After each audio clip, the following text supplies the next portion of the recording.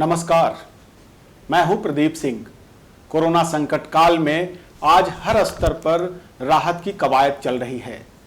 सामाजिक संगठन भी अपनी भूमिका तय कर रहे हैं, राजनीतिक संगठनों ने भी अपनी सक्रियता बढ़ाई है। हमारे साथ बातचीत के लिए हैं श्री राजेश ठाकुर। ठाकुर जी सामाजिक कार्यक्रमों में अग्रणी भूमिका निभाते हैं, साथ ही साथ इनके कंधे पर प्रदेश कांग्रेस के कार्यकारी अध्यक्ष पद की भी जिम्मेदारी है। उनसे बात करेंगे किस प्रकार से सामाजिक संगठनों की जिम्मेदारी कोरोना संकट काल में बढ़ गई है। जी ठाकुर जी, आप बताएं कि जो संकट काल है इससे कैसे निपटा जा सकता है, सामाजिक कार्यकर्ताओं की भूमिका इसमें क्या है। देखिए, जो अब तक के सामने जो बातें आई हैं, निश्चित रूप से सामाजिक कार्यकर्ताओं की एक बहुत बड़ी भूमिका सामने आई है। बगैर किसी प्लानिंग के और बगैर किसी जद्दोजहद के एकदम सामाजिक कार्यकर्ता सीधे सड़कों पे उतरे और जितना बन पड़ा सभी लोगों ने सब कुछ किया। राजनीतिक लोगों का भी आप देखेंगे तो भूमिका, एक अच्छे राजनीतिक दल के जो भी सीनियर लीडर्स थे, सबने एक अच्छी भूमिका निभाने का प्रयास किया और उसी का परिणाम है कि हम पिछले 2 महीने से ये लड़ाई बखूबी लड़ रहे हैं। और हम समझते हैं कि जब सामाजिक कार्यकर्ताओं को एक लामबद्ध किया जाएगा और तरीके से उनसे बात की जाएगी तो उनकी भूमिका जो है और निखर के सामने आएगी। और हम लोग लगातार इस और प्रयासरत हैं, सरकार में भी हैं। तो निश्चित रूप से हमारी जिम्मेदारी है कि हम सभी लोगों से तालमेल बिठा करके, वैसे तमाम सामाजिक संगठनों को लेकर के, तमाम सामाजिक कार्यकर्ताओं को लेकर एक अच्छा माहौल बनाएं जिससे जो कोरोना की लड़ाई है उसमें हमारी जीत हो सके। किस प्रकार से कार्य हो रहा है समाज के भीतर में? कई स्तर पे लोग हैं, कई स्तर पर राहत भी पहुंचाना है, अलग अलग तरह के राहत पहुंचाने हैं, तो इसमें किस प्रकार से इसको टैकल किया जा रहा है? देखिए, सबसे पहले तो हमारी सरकार ने राशन के मामले में लोगों को आत्मनिर्भर बनाने का प्रयास किया और उसमें हम पूरी तरह से सफल रहे हैं। हाँ, आप देखिए, जब भी हम जैसे ही ये शुरू हुई कोरोना की जो महामारी है, तो हम लोगों ने तुरंत उसको प्लान करके और सभी लोगों को 2 महीने का चावल राशन देने का काम किया, जिससे कि एक व्यक्ति जब घर में रहता है लॉकडाउन के पीरियड में, जो गरीब है, जिनको सही में ज़रूरत है, वैसे लोगों को उनके अनाज की व्यवस्था कर दी गई। साथ ही सामाजिक कार्यकर्ताओं ने वैसे तमाम लोगों को चिन्हित करने का काम किया, राजनीतिक कार्यकर्ताओं ने चिन्हित करने का काम किया। साथ ही साथ जो अधिकारी संवर्ग के लोग हैं, अगर ऐसे देखा जाएगा तो निश्चित रूप से उन्होंने भी बहुत बड़ी भूमिका, बड़ी संवेदनशीलता के साथ निभाने का काम किया है। और हम समझते हैं कि इसमें अभी तक जो चीज़ें रही हैं, हम बहुत सफल रहे हैं। और लगातार सरकार का जो पीडीएस सिस्टम काम कर रहा था, लगातार हेल्थ सर्विसेज अच्छी काम कर रही थी, सबके घर घर तक जहाँ भी कहीं कोरोना पाया गया, हमने घर घर को सैनिटाइज करने का काम किया और साथ ही तुरंत से उनको सारी जो जांच की कार्रवाई होती है वो कराने का काम किया। तो उसका लाभ आपको सामने दिखाई दे रहा है कि पूरे देश में हम सबसे, लगता है कई बार कि हम सबसे अव्वल हैं झारखंड। सामाजिक क्षेत्र में कामकाज के कई सारे अनुभव आपके रहे होंगे। ये जो कोरोना है, जिसको विश्व स्वास्थ्य संगठन ने महामारी घोषित किया है और ढेर सारे देश, बहुत सारे विकसित देश इससे जूझ रहे हैं, तो कितना नया अनुभव है सामाजिक कार्यकर्ताओं के लिए कि लोगों के बीच में जाना, खुद को भी बचाना और लोगों को भी जागरूक करना, उनके जीविका की रक्षा करना, उनके जीवन की रक्षा करना, तो ये कितना नया तरीके का अनुभव है। देखिए, एक इस कोरोना काल में एक बहुत बड़ी बात देखने को जो मिली है और जो बहुत नई चीज हुई है कि हर एक व्यक्ति एक तरह का सामाजिक कार्यकर्ता बन गया। उसने अपने आस पड़ोस के लोगों का ख्याल रखने का काम किया। ये नहीं था कि सिर्फ सामाजिक संगठन लगे हुए हैं या जो जिनका बड़ा नाम है सामाजिक कार्यकर्ता में वो लोग लगे रहे। हर एक व्यक्ति एक सामाजिक कार्यकर्ता हो गया। सबने जो है आस पड़ोस के रिक्शा वाले, ठेले वाले, सबको कहीं ना कहीं मदद पहुंचाने का काम किया। सामाजिक कार्यकर्ताओं का अपना एक अनुभव था, उनको एक पैकेट पता है कि उस पॉकेट में ऐसे गरीब लोग रहते हैं, उस पॉकेट में वैसे गरीब लोग रहते हैं। हम लोग भी लगातार हमारा हेल्पिंग हैंड्स है बोकारो में, उसके माध्यम से काम करते रहे। तो हमें पता है कि ठेला चालक कौन है, रिक्शा चालक कौन, हम पहले भी उन लोगों को इंश्योरेंस की सुविधा देते रहे। तो जब ये सारी चीज़ें आपके पास होगी तो मदद पहुंचाने में निश्चित रूप से बहुत सफलता मिलेगी। और हमें लगता है कि इस कोरोना के संकट को जितनी गंभीरता से हमने लिया और हमारे समाज ने लिया और हमारे लोगों ने लिया, हम समझते हैं कि इतनी गंभीरता से अगर सभी चीज़ों को लेंगे तो निश्चित रूप से हम सफलता पाएंगे। और हम देखें एक एक आदमी जो कहीं ना कहीं जिंदा व्यक्ति है और जिसके पास साधन है, उसने जरूर कुछ न कुछ मदद पहुंचाई है। आप देखिए तमाम पत्रकार मित्र, उन्होंने जो सर्वे किया, जो जहां जाकर के उनको पता चला कोई भूखा है, खुद के जेब से भी लगाया और सूचित भी किया कि देखिए वहाँ भूख से मौत न हो जाए, वहाँ बच्चे भूखे रह रहे हैं। तो ये बहुत बड़ा काम किया है सभी लोगों ने मिलकर के।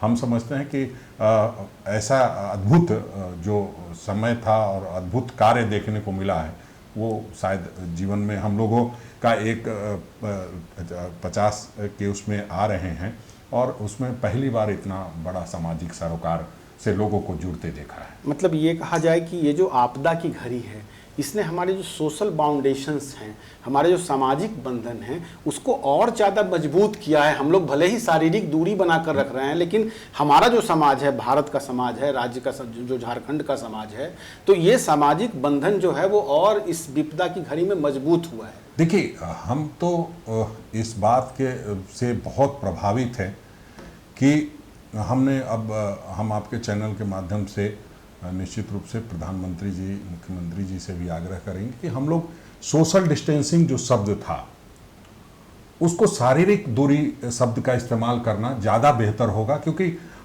तमाम जो सोशल डिस्टेंस की बातें कही जा रही है, सामाजिक लोगों ने सब दायरे को तोड़ करके एक दूसरे का हाथ पकड़ करके मदद करने का काम किया है। और ये ठीक है, एक शब्द आया सोशल डिस्टेंस, वो सही है अपनी जगह पे, वो भी बात सही है, उसका टेक्निकल वर्ड है।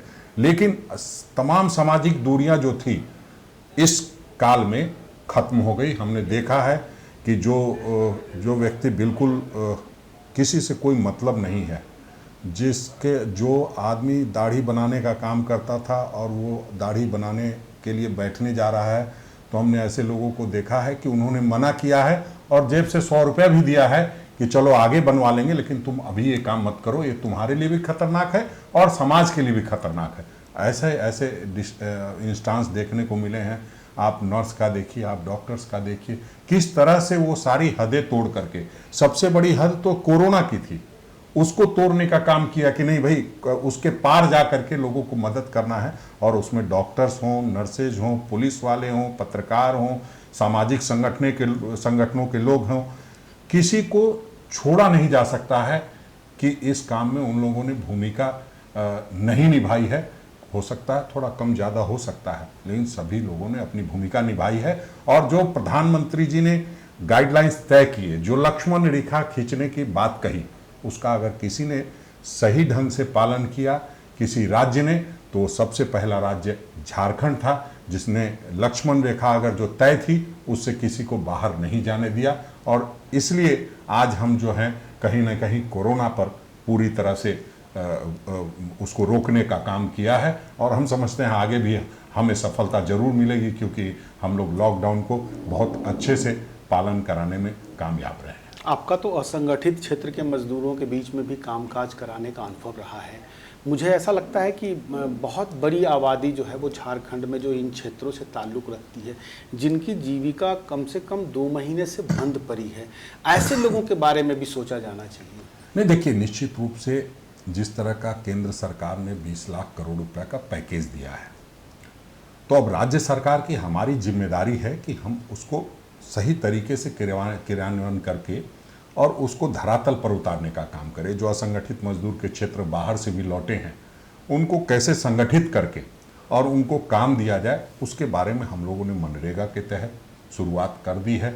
और बहुत सारे ऐसे स्कीम हैं जिसके लिए मुख्यमंत्री जी और हमारे जो वित्त मंत्री हैं आदरणीय डॉक्टर रामेश्वर उरांव जी, ये सब लोग बड़ी तरीके से लगे हुए हैं। और आपको बहुत जल्द, जैसे ही ये कोरोना का लॉकडाउन का जो कहीं ना कहीं पाबंदी है, उसको जैसे ही हम लोग छोड़ेंगे, उसके बाद तमाम जो ये असंगठित मजदूर हैं, उनके चेहरों पर मुस्कुराहट बिखेरने का हम लोगों का जो प्रयास है वो आपको सकारात्मक तरीके से दिखाई देगा। हम लोग पूरी तरह से संजीदा हैं मज़दूरों के मामले में, और मज़दूर जो सड़क के किनारे हैं, पार्टी की ओर से भी, सामाजिक संगठनों की ओर से भी, जो जहां पर बैठता था उसके घर तक लोग पहुंचे हैं और उनको मदद पहुंचाने का काम किया। आगे भी ये जारी रहेगा। राजेश ठाकुर जी, झारखंड के लगभग 10 से 12 लाख ऐसे प्रवासी मजदूर हैं जो पूरे जो विकसित प्रदेश हैं देश के, वहाँ की अर्थव्यवस्था को संचालित करते हैं, वहाँ की कंपनियों को संचालित करते हैं।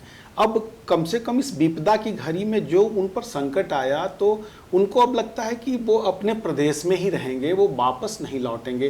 तो ये कितना बड़ा अवसर हो सकता है झारखंड के लिए कि झारखंड नए तरीके से अर्थव्यवस्था की शक्ति के तौर पर उभर सकता है। जैसे आपने मनरेगा का जिक्र किया, लेकिन मनरेगा में मजदूरी झारखंड में सबसे कम है। मुख्यमंत्री भी कह चुके हैं कि बहुत कम मजदूरी है, मजदूरी बढ़ाया जाए। तो ये सब कार्यक्रम चलाकर और झारखंड में यहाँ के उत्पादों को लेकर कार्यक्रम चलाकर, और जो लोकल की बात जो प्रधानमंत्री जी ने की है, तो हम अपने वर्कफोर्स को अपने लिए कैसे अवसर के रूप में बढ़ा सकते हैं? देखिए, हम संविधान से बंधे हुए लोग हैं। हम लोग पूरा प्रयास करेंगे किसी का पलायन नहीं हो। ये सही लोकल की बात कही गई है, लेकिन एक बात ये भी है कि पूरे देश में अगर कोई इंफ्रास्ट्रक्चर का काम हो रहा है, कोई बड़ा उद्योग चल रहा है, तो उसमें हमारे झारखंड और बिहार के लोगों की बहुत बड़ी भूमिका होती है। तो उस भूमिका को भी ख्याल रखना होगा। और हम समझते हैं कि जो एक चिंता बनी हुई है कि जो लोग हैं आ गए हैं वो जाना नहीं चाहते हैं, तो मैं आपको बता दूं कि अब लोगों ने हरियाणा जाने के लिए आवेदन देना शुरू कर दिया है कि हम, ये 3 दिनों की बात बता रहे हैं कि हमें हरियाणा, हमें काम मिल रहा है, हम जाना चाहते हैं। तो ये सही बात है कि कोरोना का एक डर था, लोग अपने अपने मिट्टी से प्यार करते हैं, वो आए हैं और उनका स्वागत है। हम समझते हैं कि मनरेगा का जो मानदेय है वो भी बढ़ेगा और बहुत सारी संभावनाएं हैं यहाँ, इसमें कहीं इनकार नहीं किया जा सकता है। जिस तरह से प्रयास शुरू किए गए, और वो प्रयास पर हम बहुत नहीं चर्चा करेंगे, लेकिन हम समझते हैं कि संजीदा प्रयास होगा तो यहाँ बहुत सारे उद्योग लगेंगे, बहुत सारे कल कारखाने लगेंगे। एक बढ़िया एक सिस्टम बनाने की ज़रूरत है जिसमें हमारे मुख्यमंत्री जी और सारे मंत्रीगण लगे हुए हैं। आपको बहुत जल्द देखने को मिलेगा, जैसे ही सुविधाएं उद्योग लगाने वाले लोगों को मिलेगी और उनको क्या क्या छूट देना है, जिस तरह से केंद्र सरकार ने 20 लाख करोड़ रुपए की पैकेज की घोषणा की है, तो निश्चित रूप से हम लोग झारखंड में उस पैकेज का पूरा इस्तेमाल करेंगे और उद्योगों को जो और इतना सपोर्ट करेंगे कि ताकि यहाँ जो मजदूर आए हैं उनको तुरंत से अपने ज़िले के अंदर, अपने राज्य के अंदर काम मिल जाए। और अगर उससे किसी को ज़्यादा ज़रूरत है कि तो निश्चित रूप से झारखंड बिहार बहुत बड़ा पूरे देश में जो इंफ्रास्ट्रक्चर है उसमें एक बहुत बड़ी भूमिका निभाता है, उसको भी निभाने का हमारे लोग काम करेंगे। जो वन के उत्पाद हैं, और खासकर राज्य में तय किया गया है कि एक जिले का जो एक उत्कृष्ट उत्पाद है उसको आगे लेकर के हम देश के स्तर पर उसकी पहचान बनाएंगे। कई जिलों से इसकी शुरुआत भी हुई है। आपको क्या लगता है कि इस तरह की पहचान से झारखंड का जो फलक है वो बड़ा होगा और देश के मानचित्र पर झारखंड एक सशक्त राज्य के तौर पर उभर सकता है? ये जो कोरोना का संकट काल है ये इसके लिए अवसर पैदा कर रहा है। देखिए, एक बहुत पुरानी बात है, जब भी हम लोग कोई बात करते हैं तो ये बात आती थी, हम जब स्कूल में पढ़ते थे, तो आवश्यकता ही आविष्कार की जननी है, और वो आज आपको दिखाई दे रहा है। आवश्यकता हुई है तो आविष्कार भी नए नए होंगे। हम लोग नए नए तरीके खोज रहे हैं कि किस तरह से लोगों का पलायन रुके, लोग अच्छी ज़िंदगी जी सकें, उसके लिए क्या क्या हो सकता है, उसके लिए प्रयासरत हैं। जो वन उत्पाद हैं, सही मायने में जितना झारखंड में वन उत्पाद की प्रचुर मात्रा में है और हम जितना उपयोग कर सकते थे उतना नहीं कर पाए हैं अब तक, चाहे जो भी उसके राजनीतिक सामाजिक कारण रहे हों, तो उसको भी हमको बहुत गंभीरता से देखना होगा। तब जाकर के जो यहाँ पर्यटन का उद्योग है, पर्यटन बहुत अच्छी तरह से चल सकता है। हम यहाँ से अरुणाचल, नागालैंड इधर जाते हैं तो इससे कोई खास बात नहीं है, वहाँ उससे भी अच्छी जगह है झारखंड, लेकिन इसको समझने की ज़रूरत है और इस पर काम करने की ज़रूरत है। पहले भी काम हुए हैं, लेकिन मैंने कहा ना कि आवश्यकता आविष्कार की जननी है, तो तो वो आवश्यकता अब आविष्कार करने को हमें मजबूर कर रहा है, और हम उसका पूरा ध्यान रखते हुए उसका पूरा सदुपयोग करेंगे। पर्यटन के उद्योग को बढ़ावा देंगे, साथ ही साथ जो माइंस एंड मिनरल्स हैं हमारे पास उसका पूरा सदुपयोग करेंगे। वन उत्पाद का भी पूरा सदुपयोग करके हिंदुस्तान के मानचित्र में झारखंड को एक अव्वल राज्य के रूप में विकसित करने का काम करेंगे। हम समझते हैं कि निश्चित रूप से कोरोना ने कुछ खोने का मौका दिया है तो कुछ पाने का भी मौका दिया है, और हम उस पाने की ललक रखते हैं। और हमारे मुख्यमंत्री जी, हमारे जो बाकी लोग हैं, सब लोग, कांग्रेस पार्टी पूरी संजीदा है। हम लोग बेहतर, उसका जितना बेहतर से बेहतर इस्तेमाल होगा करेंगे इस अवसर का। प्रवासी मजदूरों की बहुत बड़ी तादाद अभी भी है, लगभग 7 लाख मजदूर हैं जो विभिन्न राज्यों में फंसे हुए हैं। जल्द से जल्द वो लोग आएँ, चूँकि वो कई आपाधापी में पैदल आ रहे हैं, अन्य साधनों से आ रहे हैं, दुर्घटना के शिकार हो रहे हैं। तो इसमें कितनी जल्दी आपको लगता है कि ये सारे जो प्रवासी मजदूर हैं जो इच्छुक हैं अपने राज्य वापस लौटने के लिए, ये आ पाएंगे? थोड़ा इनके टिकट को लेकर के भी कुछ संशय की स्थिति उभरी है, कई स्तर पे प्रयास भी हो रहे होंगे, लेकिन आपको क्या लगता है कितने दिनों में ये चीज़ें सामान्य हो पाएंगी? देखिए, हम लोग लगातार लगे हुए हैं। ये जो 7 लाख 9 लाख कई तरह के आंकड़े आए हैं, लेकिन हमारे पास 2.5-3 लाख लोगों का एक रजिस्ट्रेशन हुआ है। और हम समझते हैं कि जहाँ पे जो लोग रुके हुए थे, जैसे 25 लोग रुके हुए थे, तो उसमें से 10 लोगों ने फ़ोन किया और 10 लोगों ने 25-25 नाम लिखा दिए और कहा कि 25 लोग हम लोग हैं। तो उसके कारण भी संख्या बढ़ गई है। देखते हैं उसमें कितनी सच्चाई है, कितने लोग आ रहे हैं। और हम लोग तमाम तरह से, अगर आप देखेंगे तो प्रयास का अगर आप की बात करेंगे तो आपको लगेगा सबसे ज़्यादा झारखंड में प्रयास किया गया, और झारखंड में सबसे ज़्यादा लोगों को लाने की कवायद शुरू हुई, सबसे पहले हुई, और सबसे तरीके से लाने का प्रयास शुरू हुआ है। कोरोना संकट पूरे हम लोगों के जीवन काल में पहली बार है। हिंदुस्तान की आज़ादी के बाद पहली बार इस तरह की संकट आई है, तो निश्चित रूप से ये बिल्कुल नए तरीके का है। तो इसको थोड़ा समय ज़रूर लगेगा, लेकिन हम समझते हैं कि 3 महीने के अंदर सभी लोग एक बार आ भी जाएंगे, जिनको जाना है चले भी जाएंगे। सारे जो उस पर है, एक बार कोरोना पर जैसे जैसे काबू पा रहे हैं हम लोग, तमाम जो मुश्किलें हैं उस पर भी काबू पाने के काम में लगे हुए हैं। हम बहुत जल्द सफल, और जो प्रयास है हमारा सफलता की ओर बढ़ता दिखाई देगा। लेकिन अभी जो अनुभव आया है, ये जो प्रवासी मजदूर आ रहे हैं, तो अब जो संक्रमण है इनमें ही देखने को सबसे ज़्यादा मिल रहा है। तो ये समुदाय में जा रहे हैं, तो कितनी ज़्यादा ज़रूरत है कि इन सब लोगों को डायग्नोस करके और इनको समुदाय तक जाने से रोका जाए? इसमें कितनी सतर्कता के साथ कार्रवाई हो रही है? देखिए, रेलवे से लोग आ रहे हैं, पैदल आ रहे हैं, जहाँ जो मिल रहा है हम लोग पूरा उसको थर्मल स्कैनिंग करके भेज रहे हैं। फिर भी कई बार कई चीज़ें, ये इस तरह की बीमारी है जिसमें कई बार लक्षण के का भी पता नहीं चलता है जब तक कि प्रॉपर टेस्ट नहीं हो।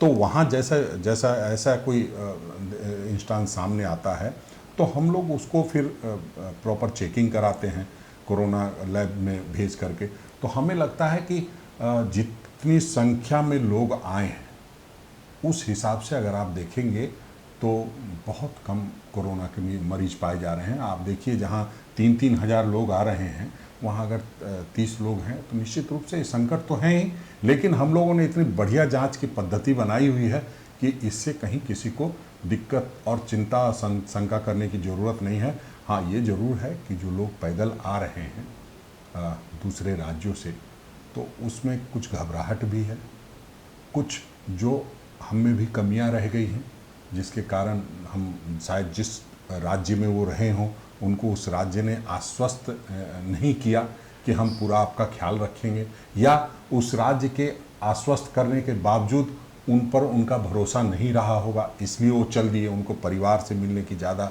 चिंता थी।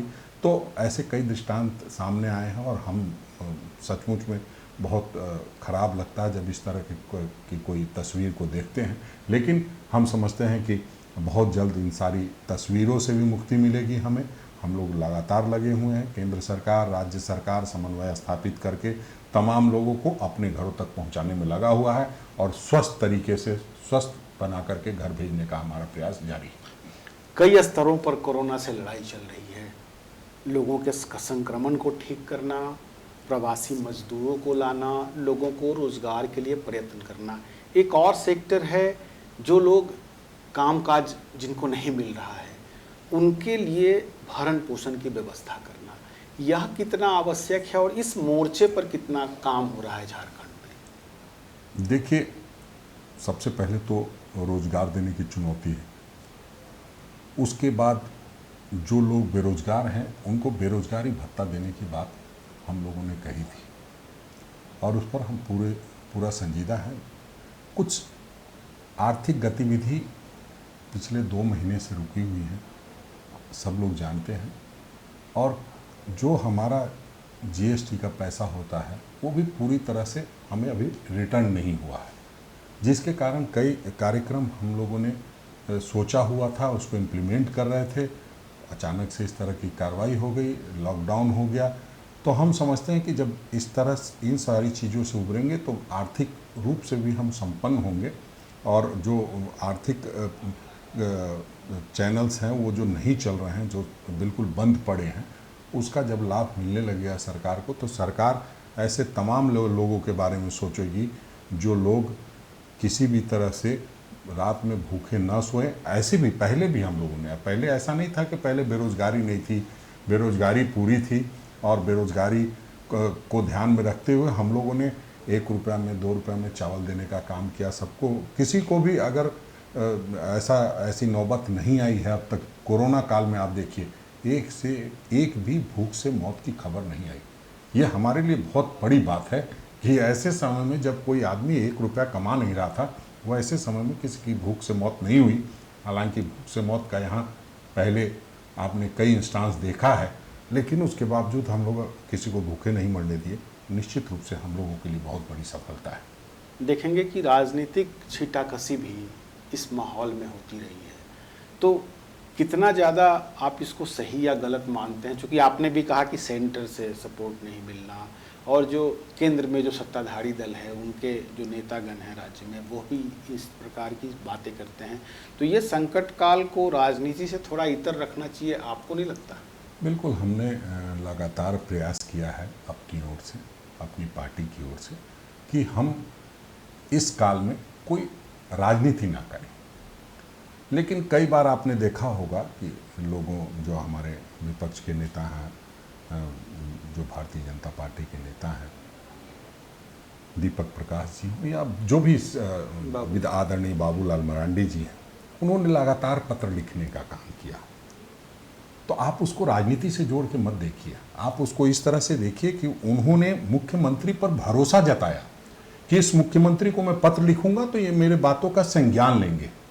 और उनको कहीं ना कहीं से केंद्र सरकार से ज़्यादा राज्य सरकार पर भरोसा रहा होगा, इस वजह से उन्होंने लगातार राज्य सरकार को पत्र लिखने का काम किया है। और आज मुख्यमंत्री जी ने कहा है, उनसे अनुरोध किया है कि आप जो ये पत्र लिखते हैं वो तो जारी रखिए, लेकिन केंद्र सरकार को भी पत्र लिखिए ताकि राज्य सरकार और केंद्र सरकार समन्वय स्थापित करके झारखंड के लोगों का भला कर सके। हम इसको राजनीतिक चश्मे से नहीं देखते हैं, हम समझते हैं कि सब लोग अपना अपना सुझाव दे रहे हैं और पॉजिटिव तरीके से सुझाव दें, केंद्र सरकार को भी कुछ सुझाव दें ताकि उनकी, चूँकि केंद्र में सरकार है तो हम समझते हैं कोरोना पे काबू पाने में हम कामयाब होंगे। धन्यवाद राजेश ठाकुर जी। हमने बातचीत की राजेश ठाकुर जी से कई मुद्दों पर, उन हिदायतों पर जो कोरोना संकट काल में हम और आप ले रहे हैं। आप भी तमाम हिदायतें बनाए रखिए, स्वस्थ रहिए, प्रसन्न रहिए, दूरी बनाए रखिए और आपस में मिलजुल कर रहिए। लेकिन कोरोना से लड़ना है और इससे समाज को आगे निकालना है। नमस्कार।